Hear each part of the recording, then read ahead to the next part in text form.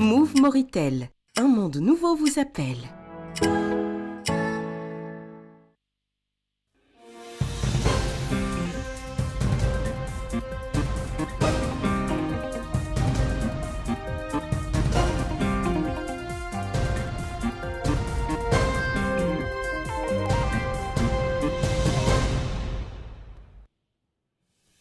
Le président de la République arrive à Doha, la capitale du Qatar, pour participer au sommet arabo-islamique organisé d'urgence.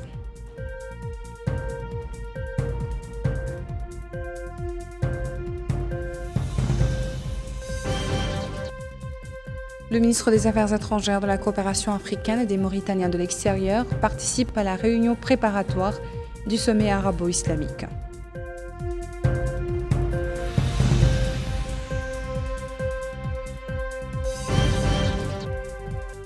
Autre titre de ce journal, le ministre de l'élevage supervise le lancement des journées nationales de l'élevage depuis la ville de Néma dans le but de promouvoir le secteur afin d'atteindre l'autosuffisance alimentaire.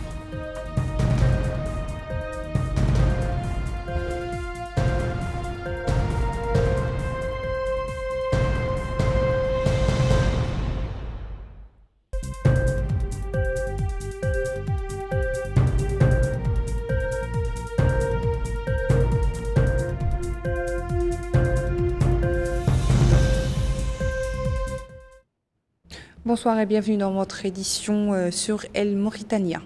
Le président de la République, Mohamed El-Cheikh Al-Ghazouani, est arrivé ce matin à Doha, la capitale du Qatar, pour participer au sommet arabo-islamique d'urgence. Le chef de l'État et sa délégation d'accompagnement ont été accueillis à leur arrivée à l'aéroport international Hamad par Cheikh Saoud Ben Abdelrahman Ben Hassan Al-Thani, vice-président, ministre et ministre d'État chargé de la Défense, et Mohamed Babana, notre ambassadeur au Qatar. Le président avait quitté Nouakchott hier soir pour se rendre à Doha, la capitale qatari, afin de participer au sommet arabo-islamique extraordinaire prévu demain.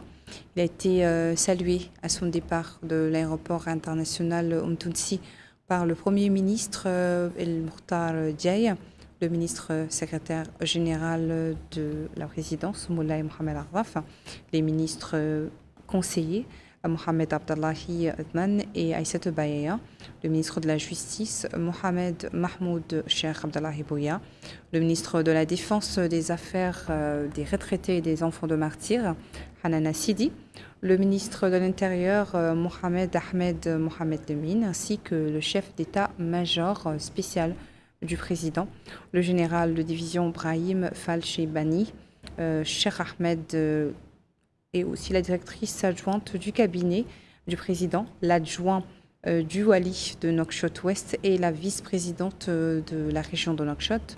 Le président de la République est accompagné de Nani Chouka, ministre chargé du cabinet du président, Mohamed Salem Marzouk, ministre des Affaires étrangères, de la coopération africaine et des Mauritaniens de l'extérieur, Mohamed Babana, ambassadeur de Mauritanie à Doha, El Hussein Dey, délégué permanent auprès de la Ligue des États arabes, Ahmed Ba Dihmeida, conseiller, Sid Ahmed Sidi Jafar, chargé de mission, Sidi Moulay Zeyn, conseiller à la présidence, El Hassan Ahmed, directeur général du protocole d'État.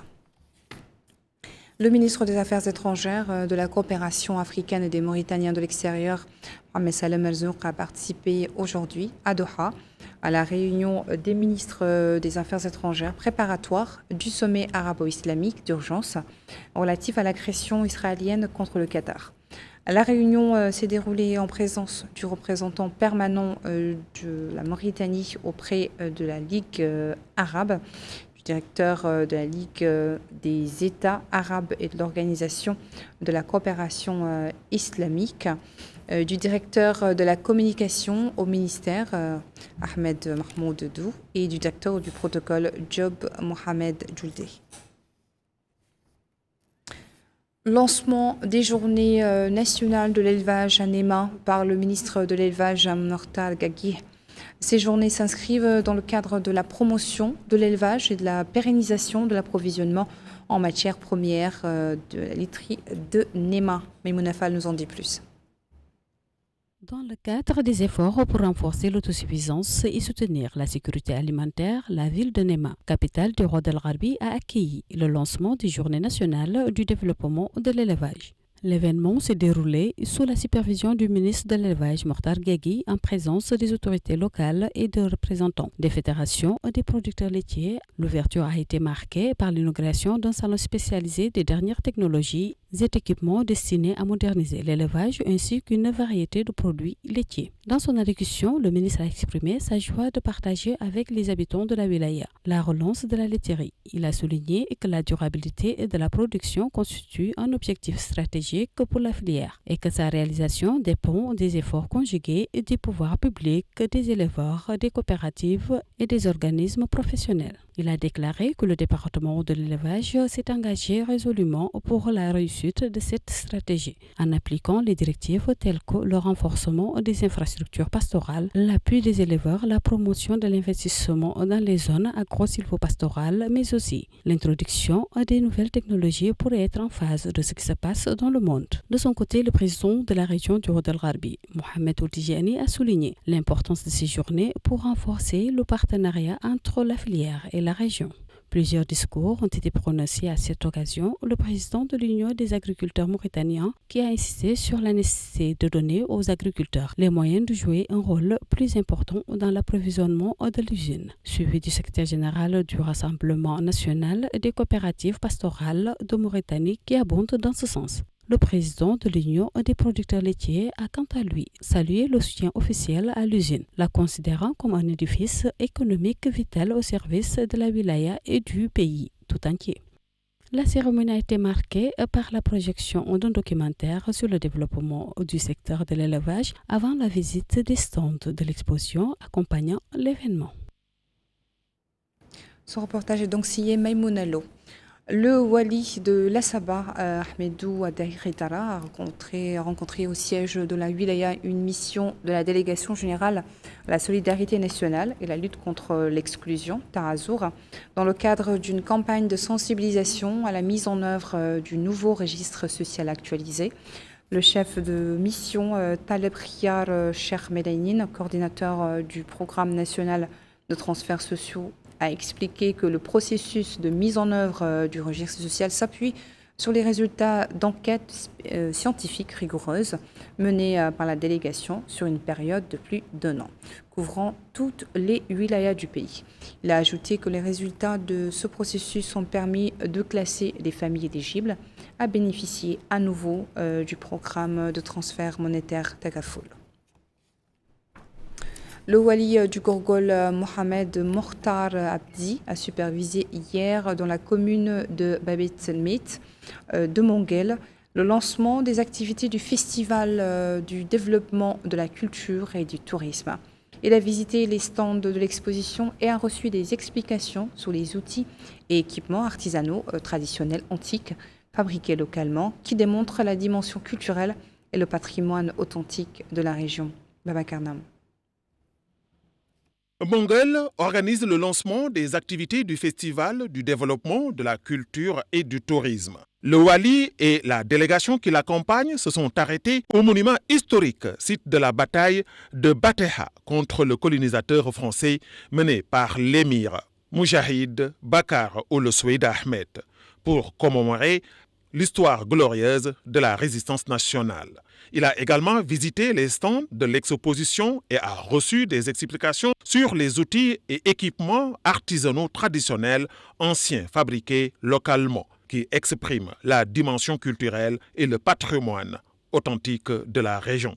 Dans son discours d'ouverture, le wali a souligné que ce festival intervient dans une période exceptionnelle où la nation connaît une orientation ferme vers le développement des villes de l'intérieur, le renforcement de leur position économique, culturelle et touristique et l'appel à en faire une destination de vacances privilégiée, contribuant ainsi à mettre en valeur leurs capacités et à valoriser leurs atouts en soutien à la politique de l'État. Il a souligné que les autorités publiques, sous les hautes directives de son Excellence le Président de la République, ont encouragé cette orientation en raison de ses effets positifs sur le soutien à l'économie locale, la relance des activités commerciales et de services, la création de nouvelles opportunités d'emploi, ainsi que le renforcement des liens entre les habitants des villes et des villages de l'intérieur. Il a ajouté que ces festivals et événements ne sont pas seulement des espaces de divertissement, mais aussi des étapes pour construire une nouvelle conscience collective et pour inciter la population à s'engager activement dans les voies du développement en diffusant la culture du travail et en luttant contre les comportements négatifs. Il a souligné le rôle éminent du festival dans la contribution à la réalisation du projet de l'école républicaine et l'encouragement à l'agriculture pour atteindre la souveraineté alimentaire et la mobilisation des efforts autour des priorités du développement local. Exprimant ses sincères remerciements et sa gratitude aux organisateurs de ce festival, souhaitant que cette édition soit une étape décisive pour atteindre les objectifs escomptés et que ses effets se reflètent de manière tangible sur le développement de la commune de Bateha. Le vice-président de la région de Gorgol, M. Sow Adama, a exprimé l'importance de cet événement et l'intérêt considérable qu'il reflète pour le soutien du tourisme à l'intérieur du pays, ainsi que la diversité culturelle qu'il représente en faveur de la coexistence pacifique. À son tour, le maire de la commune de Bateha, M. Ali Samba Mbarek, a indiqué que l'organisation de cet événement répond aux hautes directives de son Excellence, le Président de la République, qui préconise de passer les vacances à l'intérieur du pays avec la famille et les proches. Saluant cette orientation pour ses significations profondes et la découverte des capacités culturelles et économiques du pays. Car la commune de Baiteha a représenté tout au long de sa longue histoire l'un des piliers du développement du pays. Le porte-parole des cadres de la commune, M. Sidi Abahou Taleb, a salué cet événement qui reflète la cohésion sociale des habitants de cette commune, ce qui contribuera grandement à son développement, appelant au renforcement des infrastructures au service des capacités touristiques et culturelles. Ont assisté à cet événement le hakem de la Mokataha de Mongol, M. Mohamed Abdrahman Oul Mohamed Lemine, le hakem Moussaïd de la Mokataha de l'Exeïba, M. Ahmedou Bamba Ahmed Taleb, ainsi que plusieurs cadres de la Mokataha et des chefs des services de sécurité de la wilaya. La région du Guidimara a organisé une journée de sensibilisation sur le rôle du tourisme intérieur dans la promotion du développement économique et social du pays. C'est ainsi qu'une forte délégation s'est rendue au site historique de Djéo, situé à quelques kilomètres de la commune de Wulienge. Aminata Khan nous en dit plus. Situé à 60 km de la Mokata'a de Wulienge, le site de Djéo est concentré autour d'une montagne.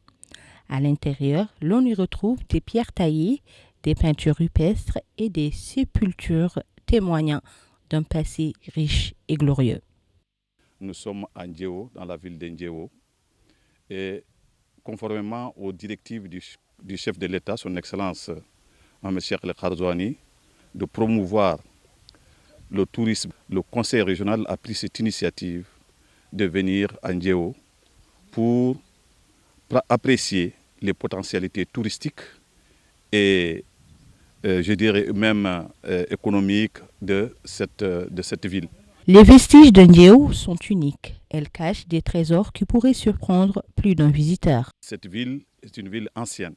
On peut dire que la plupart des localités du Guidimaka proviennent de cette région. Et il y a des traces humaines qui datent des siècles.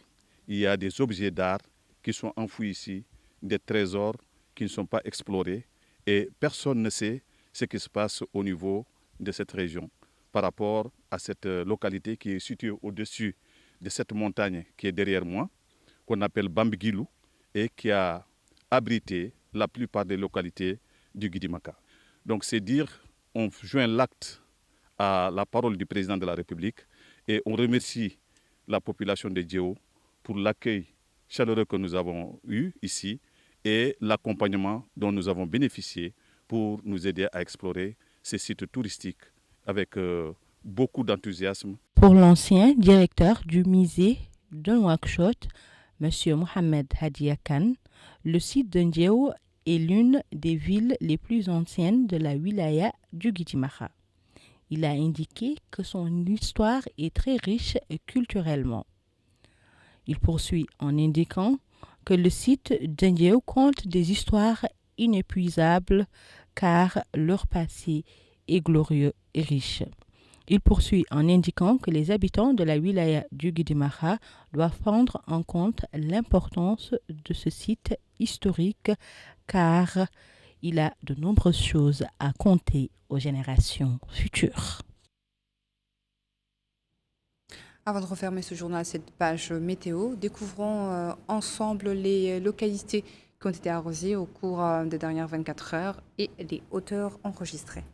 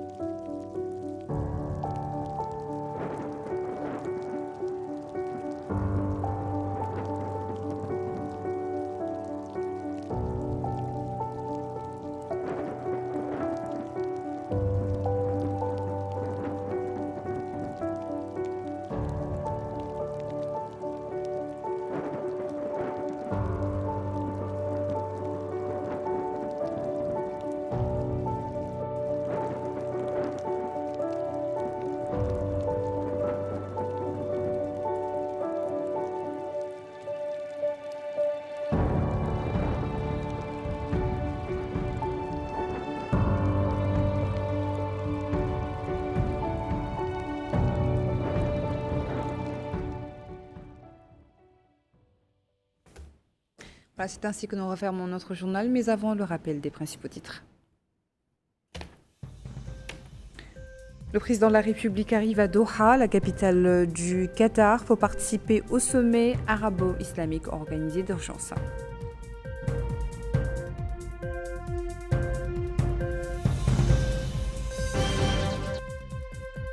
Le ministre des Affaires étrangères, de la coopération africaine et des Mauritaniens de l'extérieur participe à la réunion préparatoire du sommet arabo-islamique d'urgence au Qatar.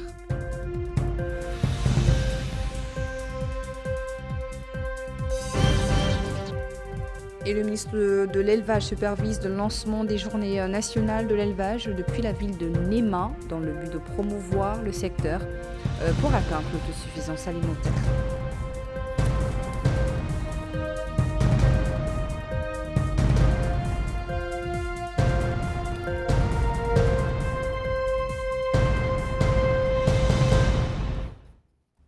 Merci, je vous retrouve demain, Inch'Allah, pour une nouvelle édition de votre journal. Bonne soirée.